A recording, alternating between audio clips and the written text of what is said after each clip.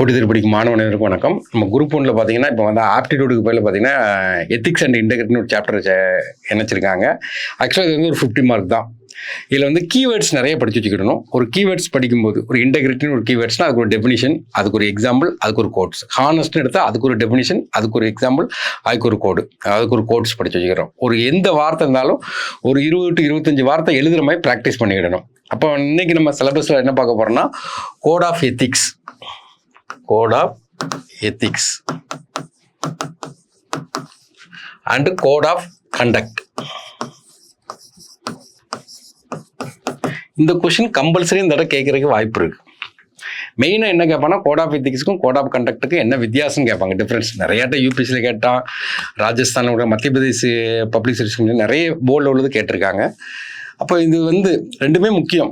அப்போ code of எத்திக்ஸ்னால் என்ன கேட்டிங்கன்னா நம்ம மனச்சாட்சிப்படி ஒரு எத்திக்ஸை ஃபாலோ பண்ணுறது இன்னராக இருக்கும். கோட் ஆஃப் கண்டக்ட்டுங்கிறது என்ன கேட்டிங்கன்னா ரூல்ஸ் அண்ட் ரெகுலேஷனை ஃபாலோ பண்ணுறது. ஏன்னா எதை செய்யணும் செய்யக்கூடாது, எதை ஃபாலோ பண்ணணும் ஃபாலோ பண்ணக்கூடாதுங்கிறது கோட் ஆஃப் கண்டக்ட். நம்ம பார்ப்போம், டிஃப்ரென்ஸ் தான் நம்ம பார்ப்போம். அதுக்கு முன்னாடி ரெண்டுமே எதை மீன் பண்ணுது அப்படிங்கன்னா போத் ஆஃப் தெம். ஏன்னா ஒரு பாயிண்ட் எடுத்துக்கிடுவோம், both of them aim at ethical governance. ethical governance ரெண்டுமே ethical governance. ஒரு கவர்னன்ஸ் வந்து எத்திக்கலாக இருக்கணும். இப்போ கவர்னன்ஸ் என்ன கேட்டிங்கன்னா ஒரு அரசுடைய இயந்திரம் வந்து எத்திக்கலாக இருக்கணும். எத்திக்கல்னா என்னங்கன்னா ஹானஸ்டாக இருக்கணும், இன்டெகிரிட்டியாக இருக்கணும், மக்கள் வெல்ஃபேருக்காண்டி செயல்படக்கூடியதாக இருக்கணும். அப்போ நம்ம ஏற்கனவே பார்த்துருக்கோம் எத்திக்ஸ்னு என்ன கேட்டிங்கன்னா நார்மலாக பார்த்தீங்கன்னா ரெண்டுமே வேணும். நம்ம ரெண்டுமே இப்போ நார்மலாக நம்ம ஒரு செயலை செய்கிறேன்னு வச்சுருங்களேன், நம்ம எதை ஃபாலோ பண்ணணும், கோட் ஆஃப் கண்டக்டை தான் ஃபாலோ பண்ணுவோம். ஏன்னா இப்போ ஒரு இடத்துல போய் நீங்கள் மக்களுக்கு ஒரு வெல்ஃபேர் பண்ணணும், அப்போ கோட் ஆஃப் கண்டக்ட் இந்த ரூல்ஸ் அண்ட் ரெகுலேஷன் என்ன இருக்கோ அதை தான் நீங்கள் இம்ப்ளிமெண்ட் பண்ணுவீங்க. அதையும் தாண்டி உங்கள் மனச்சாட்சிப்படி சில விஷயத்தை செய்ய வேண்டியது இருக்கும் மக்களுக்கு. அப்போ அந்த இடத்துல நமக்கு என்னென்னா கோட் ஆஃப் எத்திக்ஸ் நமக்கு தேவைப்படும். அப்போ ரெண்டுடைய மீனிங் என்ன கேட்டிங்கன்னா நமக்கு எத்திக்கல் கவர்னன்ஸை மெயின்டைன் பண்ணணும் மெயினாக. அடுத்தது என்ன கேட்டிங்கன்னா போத் ஆஃப் தெம் ரெண்டுமே aim at improve of governance. கவர்னன்ஸை எப்படிலாம் இம்ப்ரூவ் பண்ணணும், இன்க்ரீஸ் பண்ணணும்.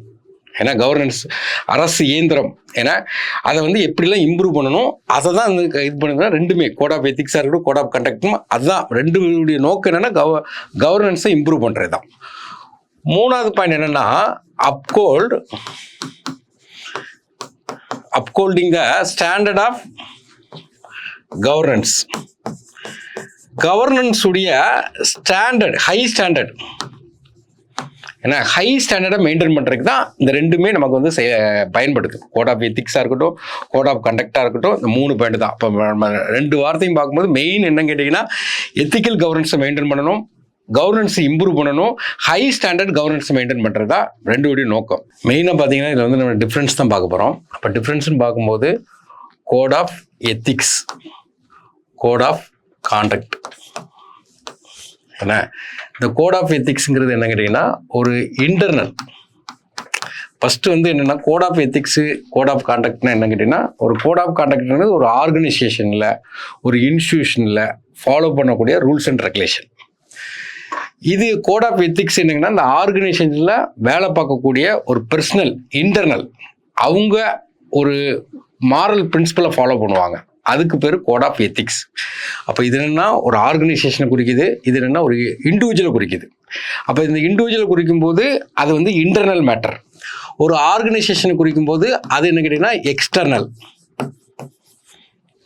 ஏன்னா ஆக்சுவலாக இது என்ன கேட்டிங்கன்னா ப்ராட் இன் நேச்சர், ப்ராடாக இருக்கும்.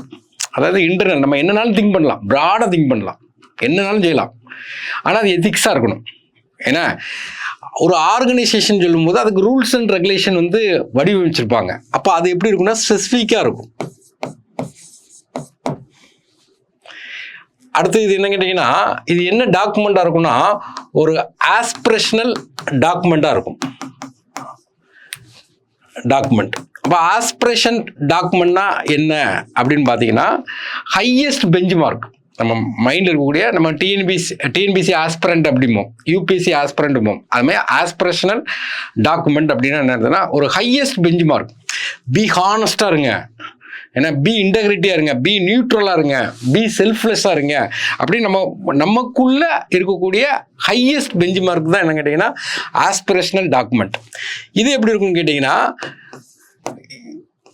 இது டைரக்டிவ் டாக்குமெண்ட்டாக இருக்கும். டைரக்டிவ்னா நம்ம பாலிட்டியில் படிக்கிற மாதிரி தான் டைரக்டிவ், ஏன்னா வழிகாட்டுறது. ஏன்னா டைரக்டிவ் டாக்குமெண்ட் எதை டூஸ் அண்ட் டோன்ட்ஸ்ன்னு இருக்கும்.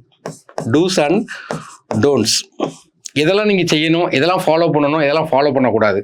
அப்போ வந்து எதெல்லாம் செய்யணும் செய்யக்கூடாது, அந்த கான்டக்ட் ரூல். ஏன்னா இப்போ கான்டக்ட் ரூல்னால் ஒரு எக்ஸாம்பிளுக்கு என்ன சொன்னால், நீங்கள் ஒரு போலீஸ் சப் இன்ஸ்பெக்டராக இருக்கீங்கன்னு வச்சுருங்களேன். அப்போ நீங்கள் வந்து ரோல் கால் அட்டன் பண்ண வேண்டியது இருக்கும், யூனிஃபார்ம் போட்ட வேண்டியது இருக்கும், குறிப்பிட்ட டைமுக்கு நம்ம அட்டன் பண்ண வேண்டியது இருக்கும், குறிப்பிட்ட டைமுக்கு கூட நமக்குன்னு ஒரு கான்டக்ட் ரூல் இருக்கும். அந்த கான்டக்ட் ரூலை நீங்கள் வயலேட் பண்ணிங்கன்னா உங்களுக்கு பனிஷ்மெண்ட் கொடுத்துருவாங்க. அப்போ அதை தான் கான்டக்ட் ரூல். இது மாதிரி நிறையா. இப்போ கூட பார்த்தீங்கன்னா கரண்ட் அஃபேர்ஸில் பார்த்தீங்கன்னா அந்த பொண்ணு பூஜா கெட்கர் அவங்க பார்த்தீங்கன்னா சிவில் சர்வீஸுடைய கான்ட்ராக்ட் ரூலை மீறினால அவங்க என்ன பண்ணிட்டாங்கன்னா ரிமூவ் பண்ணிட்டாங்க. அப்போ இதெல்லாம் நம்ம பார்த்துக்கிறோம். அப்போ நமக்கு வந்து என்ன கேட்டிங்கன்னா இதுக்குன்னு ஒரு ரூல் இருக்கும். அதை தான் டைரக்டிவ், எதெல்லாம் செய்யணும் எதெல்லாம் செய்யக்கூடாது. இது உங்கள் மனச்சாட்சி தான் ரூல். மனச்சாட்சி படி தான் நீங்கள் நினைச்சிங்க முடிவெடுப்பீங்க. அந்த மனச்சாட்சி எப்படி இருக்குன்னா ஹையஸ்ட் பெஞ்ச் மார்க்காக இருக்கணும். அதான் முக்கியமானது. அடுத்தது பார்த்தீங்கன்னா கோட் ஆஃப் எத்திக்ஸுங்கிறது ஆக்சுவலாக பார்த்தீங்கன்னா மாரல் பிரின்சிபல் தான், மாரல் தான். ஆனால் இது என்ன கேட்டிங்கன்னா லீகல். அப்போ லீகல் குவாலிட்டி இது வந்து நம்மளுடைய டிசிஷன் எடுக்கணும்னா இந்த இடத்துல என்ன பண்ணுவாங்கன்னா ஆஸ் பர் பேப்பர் படி டிசிஷன் எடுப்போம். ஆஸ் பர் பேப்பர்னா ஆஸ் பர் லீகல் குவாலிட்டி படி டிசிஷன் எடுப்போம். இங்கே என்ன எப்படி டிசிஷன் எடுப்போம்னு கேட்டிங்கன்னா இங்கே எடுக்கக்கூடியது நம்ம மாரல் குவாலிட்டி அதுபடி நம்ம என்ன செய்வோம்னா டிசிஷன் எடுப்போம். அப்போ நார்மலாக பார்த்துக்கிடுங்க, இது வந்து கோட் ஆஃப் எத்திக்ஸ்க்கு நம்ம மனசு சார்ந்த விஷயம். மனசு எப்படி இருக்கணும், ஹானஸ்ட்டாக இருக்கணும், இன்டெகிரிட்டியாக இருக்கணும், நியூட்ரலாக இருக்கணும், செல்ஃப்லெஸ்ஸாக இருக்கிற மாதிரி இருக்கணும். கோட் ஆஃப் கான்டாக்ட்டுங்கிறது ரூல்ஸ் அண்ட் ரெகுலேஷன் எழுதி வச்சிருப்பாங்க. இப்போ நம்ம இன்ஸ்டியூட்னு எடுத்தோம்னா அதுக்கு ஒரு ரூல்ஸ் அண்ட் ரெகுலேஷன் இருக்கும். இந்த டைம் கிளாஸ் எடுப்பாங்க, இதெல்லாம் இருக்கிறோம். அப்போ இதை நம்ம வயலேட் பண்ணால், கோட் ஆஃப் எத்திக்ஸை நம்ம வயலேட் பண்ணுறோன்னு வச்சுருங்களேன், நமக்கு என்ன கிடைக்கும்னா பனிஷ்மெண்ட் கிடைக்கும். ஏன்னா பனிஷ்மெண்ட் கிடைக்கும். இங்கே கோட் ஆஃப் எத்திக்ஸ் நீங்கள் வயலேட் பண்ணுறீங்கன்னா இங்கே வந்து நோ லீகல், எங்கே பனிஷ்மெண்ட், நோ பெனால்ட்டி, இங்கே பெனால்ட்டி கிடையாது. ஆனால் இங்கே இந்த கோட் ஆஃப் கண்டக்டை நீங்கள் மீசிங்கன்னா உங்களை டீப்ரமோட் பண்ணலாம், அல்லது உங்களை ரிமூவ் பண்ணலாம், இல்லைன்னா உங்களை டிஸ்மிஸ் பண்ணலாம். அந்த ரிமூவ் டிஸ்மிஸ் அது கூட நமக்கு தெரியணும். அது கூட நம்ம முக்கியமானது. ஏன்னா ரிமூவ்னா என்ன, டிஸ்மிஸ்னா என்ன, இதெல்லாம் ஹெவி பனிஷ்மெண்ட். இப்போ code of civil service contract ரூலில் பார்த்தீங்கன்னா மைனர் பனிஷ்மெண்ட் இருக்கும், மேஜர் பனிஷ்மெண்ட் இருக்கும். மேஜர் பனிஷ்மெண்ட்டில் தான் நமக்கு ரிமூவ் அல்லது என்னன்னு கேட்டிங்கன்னா டிஸ்மிஸ்ன்னு இருக்கும். அப்போ ரிமூவ் டிஸ்மிஸ்னா என்ன அப்படின்னு கேட்டிங்கன்னா இது எப்போன்னு கேட்டிங்கன்னா நீங்கள் violate the code of conduct. நீங்கள் கோட் ஆஃப் கண்டக்டை மீறும்போது உங்களுக்கு மைனர் பனிஷ்மெண்ட் என்னென்னா சின்ன பனிஷ்மெண்ட் கொடுத்து நிப்பாட்டி வச்சுருப்பாங்க, ஒரு இன்க்ரிமெண்ட்டை கட் பண்ணி வச்சுருப்பாங்க, அதில் சின்ன இதாக பனிஷ்மெண்ட் கொடுத்துருவாங்க. மேஜர் பண்ணிவிட்டுங்கன்னா உங்களுக்கு ரிமூவ் பண்ணி விட்ருவாங்க, இல்லைன்னா டிஸ்மிஸ் பண்ணி விட்ருவாங்க. ரிமூவ் பண்ணிட்டாங்கன்னா நீங்கள் திரும்பவும் எக்ஸாம் எழுதி வேலைக்கு போகலாம்.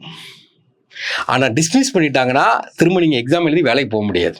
சின்ன வார்த்தை தான். அப்போ இதெல்லாம் என்ன கேட்டிங்கன்னா இந்த violate the code of conduct, அந்த கண்டக்டை நீங்கள் மீறும்போது ஆட்டோமேட்டிக்காக உங்களுக்கு பனிஷ்மெண்ட் கொடுக்குறதுக்கு இது இருக்குது. அப்போ வேறு என்ன டிஃப்ரென்ஸ் இருக்குது அப்படின்னு சொல்லி பார்க்கும்போது கோட் ஆஃப் எத்திக்ஸ்க்கும் கோட் ஆஃப் கண்டக்ட்டுக்கும் என்ன வித்தியாசம் அப்படின்னு பார்க்கும்போது இந்த கோட் ஆஃப் எத்திக்ஸ்ங்கிறது நம்ம மனச்சாட்சிப்படி எந்த முடிவும் எடுக்கிறது.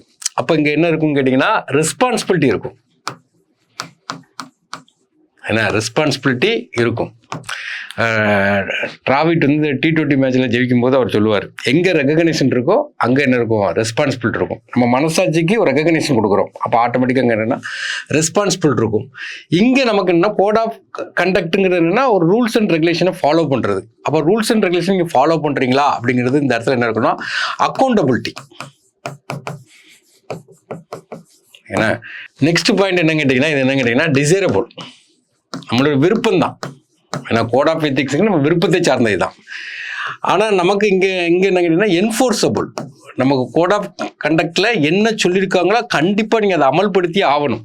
என்ஃபோர்ஸபிள். ஏன்னா அதில் என்ன ரூல் இருக்குது, 10 மணிக்கு வரனா நீங்கள் 10 மணிக்கு போகணும், இந்த ரூல்ஸை இந்த நாளில் முடிக்கணும்னா முடிச்சு ஆகணும், என்ஃபோர்ஸ் பண்ணுறது. அடுத்து நெக்ஸ்ட் என்ன கேட்டிங்கன்னா கோட் ஆஃப் எத்திக்ஸை பொறுத்த வரைக்கும் பார்த்தீங்கன்னா டிசிஷன் மேக்கிங். நம்ம எடுக்கக்கூடிய டிசிஷன் மேக்கிங் எல்லாமே எதை சார்ந்துருக்குன்னா கோட் ஆஃப் எத்திக்ஸை சார்ந்தான் இருக்கும். இப்போ எக்ஸாம்பிளுக்கு ஒரு போலீஸ் ஸ்டேஷனில் நீங்கள் ஒரு சப் இன்ஸ்பெக்டராக இருக்கீங்க, ஒரு எஃப்ஐஆர் போடணும். எஃப்ஐஆர் போடும்போது ஆஸ் பர் பேப்பர் படி நீங்கள் எஃப்ஐஆர் போடணும். ஒரு தப்பு நடந்திருக்கு, அதுக்கு எல்லாம் இருந்தால் நீங்கள் எஃப்ஐஆர் போடணும். ஆனால் உங்களுக்கு ஒரு ப்ரெஷர் கொடுக்காங்க வெளியே இருந்து, ஒரு பொலிட்டிக்கல் ப்ரெஷரோ வேற ஒரு ப்ரெஷரோ ஏதோ வருது, கம்பல்சரியாக எஃப்ஐஆர் போட சொல்கிறாங்க. அப்போ நீங்கள் ஒரு டிசிஷன் மேக்கிங் எடுக்கிறீங்க. அப்போது உங்கள் மனசாட்சிப்படி ஒரு டிசிஷன் மேக்கிங் எடுக்கீங்க. அப்போ வந்து நமக்கு என்னென்னா இது பார்த்தீங்கன்னா கோட் ஆஃப் கண்டக்ட்னு சொல்லும்போது நமக்கு என்னென்னா கம்ப்ளைண்ட்ஸ். ஏன்னா கம்ப்ளைண்ட்ஸ்னால் அந்த ரூல்ஸ் அண்ட் ரெகுலேஷனை ஃபாலோ பண்ணுறது. இங்கே மனசாட்சிப்படி முடிவு எடுக்கிறீங்க. இங்கே ஆஸ் பர் ரூல் படி என்ன இருக்கோ அதை தான் நீங்கள் முடிவு எடுக்கிறீங்க. அதான் முக்கியம். அடுத்து நெக்ஸ்ட் பார்த்தீங்கன்னா இந்த கோட் ஆஃப் எத்திக்ஸ் நீங்கள் சின்ன வயசுலேருந்து வளர்ந்து வந்திருப்பீங்க, சில பிரின்சிபலை ஃபாலோ பண்ணிட்டு வந்திருப்பீங்க. அதை வந்து நிறைய சேஞ்ச் பண்ண மாட்டீங்க. கடைசி வரைக்கும் பார்த்தீங்கன்னா கொஞ்சம் சேஞ்ச் பண்ணுவீங்க, சின்ன இதை சேஞ்ச் பண்ணுவீங்க, ஆனால் நிறைய சேஞ்ச் பண்ணியிருக்க மாட்டீங்க. அப்போ வந்து சேஞ்சஸ் எப்படி இருக்குங்கன்னா கொஞ்சம் கம்மியாக இருக்கும். ஆனால் இங்கே கோட் ஆஃப் கண்டக்ட்டுங்கிறது என்ன ஆகும் கேட்டிங்கன்னா அப்பப்போ சேஞ்ச், அடிக்கடி மோர் ஃப்ரீக்வெண்ட்டாக நமக்கு என்ன பண்ணுவாங்கன்னா சேஞ்ச் பண்ணிகிட்டே இருப்பாங்க. இன்னைக்கு நம்ம இன்ஸ்டியூட்டுக்கு ஒரு கோட் ஆஃப் கண்டக்ட் இருக்கும், நாளைக்கு வேற ஒரு கோட் ஆஃப் கண்டக்ட் இருக்கும். ஒரு கவர்மெண்ட்டுக்கு ஒரு கோட் ஆஃப் கண்டக்ட் வச்சுருப்பாங்க, வேற கவர்மெண்ட் மாறும்போது கோட் ஆஃப் கண்டக்ட் மாறும். அப்போ வந்து அது வந்து என்னென்னா இந்த ரூல்ஸ் அண்ட் ரெகுலேஷன் வந்து காலகட்டத்துக்கு ஏற்ற மாதிரி மாறிட்டே இருக்கும்.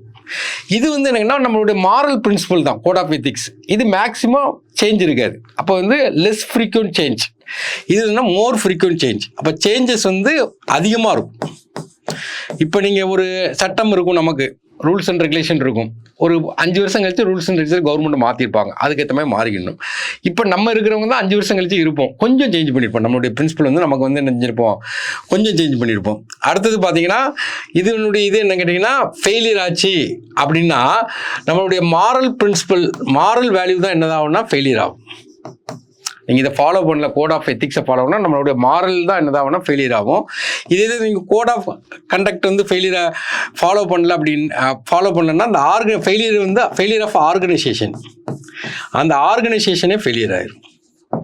இப்போ இதுதான் ஒரு 10 பாயிண்ட். இது அடிக்கடி எக்ஸாமில் கேட்டிருக்காங்க. இப்போ நீங்கள் பார்த்துட்டிங்கன்னா கோட் ஆஃப் எத்திக்ஸ்னா என்ன, நம்ம மனச்சாட்சி தான்.